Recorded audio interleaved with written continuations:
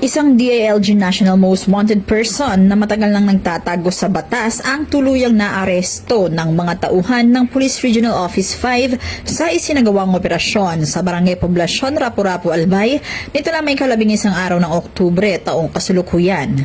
Ang sospek na kilala sa alias na Batista, 40 taong gulang, binata at mangingisda ay tubong Malolos City, Bulacan at kasalukuyang naninirahan sa Bacon District, Sorsogon City, Sorsogon. Siya ay inaresto sa bisa ng warrant of arrest para sa kasong murder na walang inirekomendang piyansa.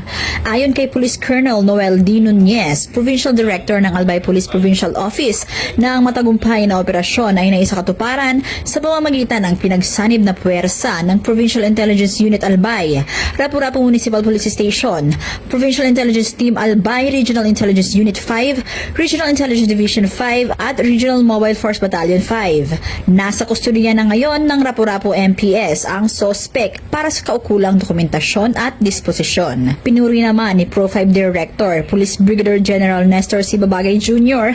ang mga operatiba sa kanilang walang humpay na dedikasyon at mahusay na operasyon na nagresulta sa pagkakaaresto sa sospek. Ipinahayag niya na ang tagumpay na ito ay malinaw na patunay ng epektibong pagpapatupad ng mga intelligence-driven at coordinated police operations ng Pro 5 sa buong rehiyon.